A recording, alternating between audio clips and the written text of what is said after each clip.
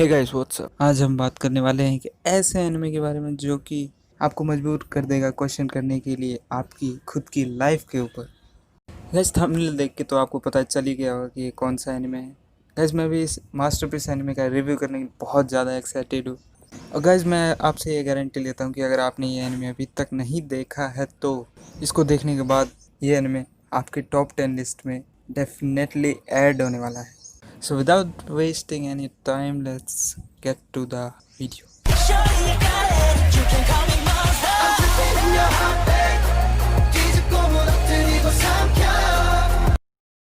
देखते हैं ध्यान से तो उन्हें तो ये लाइफ टाइम तक याद रहने वाला है।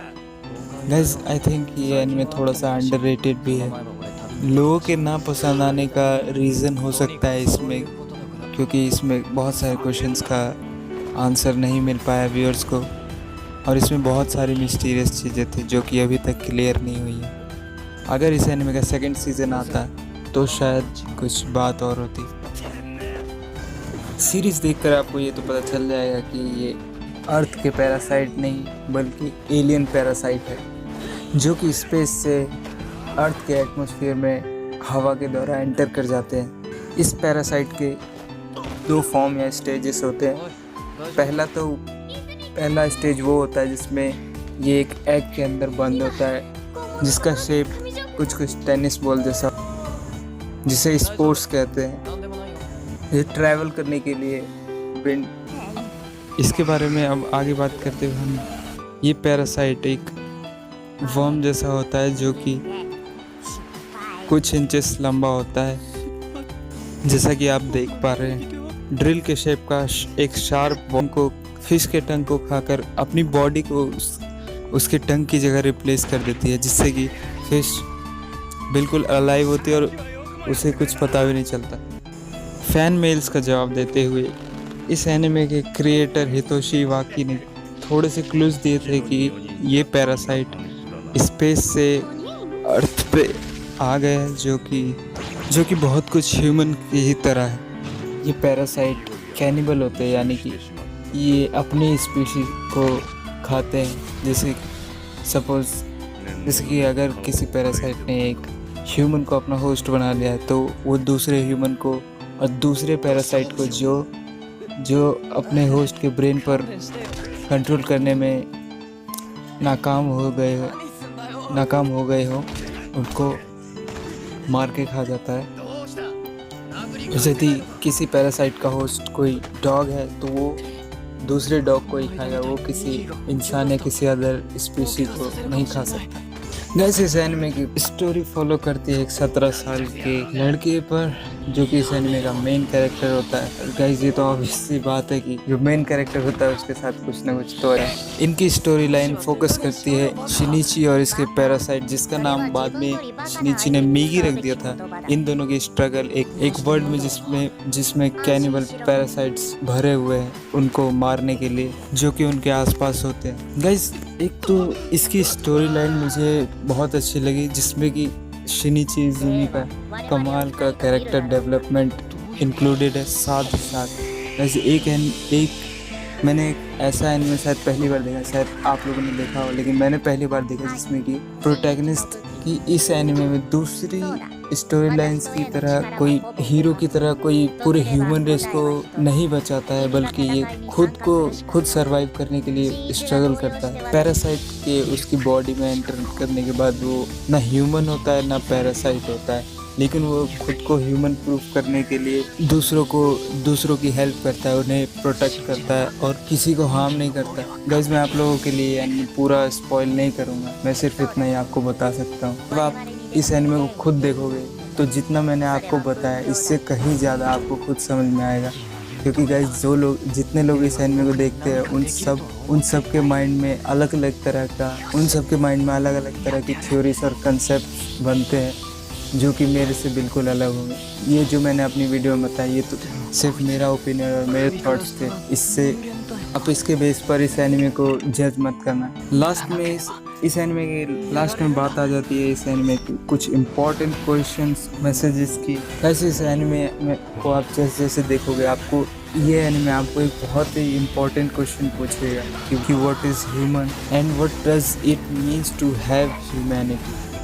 वैसे तो मैं इस एनिमे की तारीफ बहुत कर चुका हूँ, फिर भी अगर मैं इस एनिमे के बारे में बोलता रहा तो मुझे लगता है मुझे करीब 1-आधा घंटा लग जाएगा, लेकिन ये वीडियो पूरा नहीं होगा। तो मैं इसके बारे में और इतना ही कह सकता हूँ कि ये एनिमे आपकी आंखें खोल देगा। अगर इस शिनिची के पैरासाइट मेगी की कही गई कुछ बातें जो कि मुझे बहुत अच्छी लगी, वो मैं आपको बताना चाहता हूँ कि सिर्फ ह्यूमंस होने से ह्यूमैनिटी नहीं आती, ये आपके ब्लड में नहीं है, ये आपके एक्शंस डिसाइड करते हैं कि आप में ह्यूमैनिटी है कि नहीं। आपको अब तक मेरी बातें सुनकर लग रहा होगा कि इन पैरासिटिक क्रीचर्स को अर्थ पर नहीं रहना चाहिए और ये बहुत ही क्रूल है और ईवल है एक्सेट्रा एक्सेट्रा।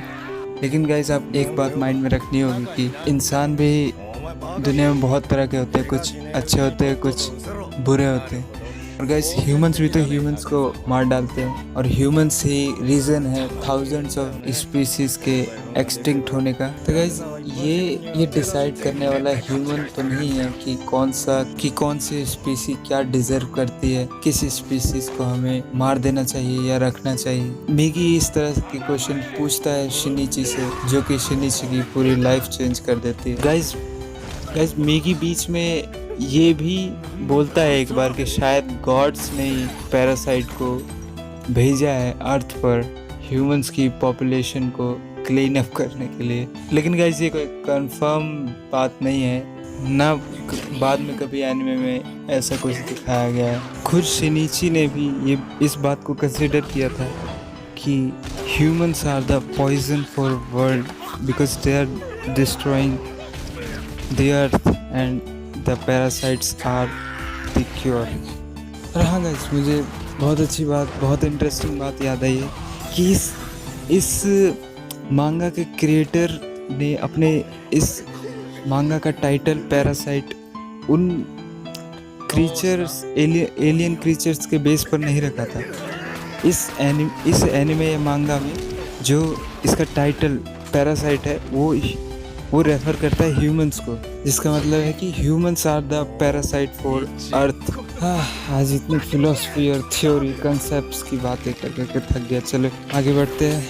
तो गाइस लास्ट बात है कि लास्ट एपिसोड में मुझे एक बात बहुत अच्छी लगी थी। लास्ट एपिसोड में शिनिची किसी पैरासाइट से नहीं लड़ता है, वो नॉर्मल ह्यूमन से लड़ता है जो कि एक सीरियल किलर होता है। ये फाइट कोई स्ट्रेंथ या पावर की नहीं होती, ये फाइट होती है character, the fight between good and evil. हाँ, तो गाइस इसी के साथ एंड होता है हमारा ये टाइप ऑफ रिव्यू एंड थोड़ा सा एनालिसिस।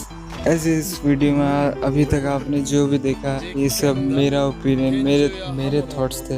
आप कृपया इसका कोई ऑफेंस मत लेना। सबके ओपिनियंस और थॉट्स अलग अलग हो सकते हैं। अगर आपके भी मन में कुछ अलग से थॉट्स बन रहे हैं इस एनिमे को देखने के बाद, या आपका कोई ओपिनियन है, तो आप हमारे कमेंट बॉक्स में शेयर करें ताकि और लोगों की थोड़ी हेल्प इस एनिमे को समझने में। इस एनिमे को देखकर गाइस मैसेज की बात करूँ तो इस एनिमे को देखकर मुझे ये मैसेज मिला है। सब अलग अलग, सबके ओपिनियंस अलग हो सकते हैं, लेकिन मुझे ये मैसेज इस एनिमे को देखकर मिला कि इंसानों को बुरा बनने के लिए या किसी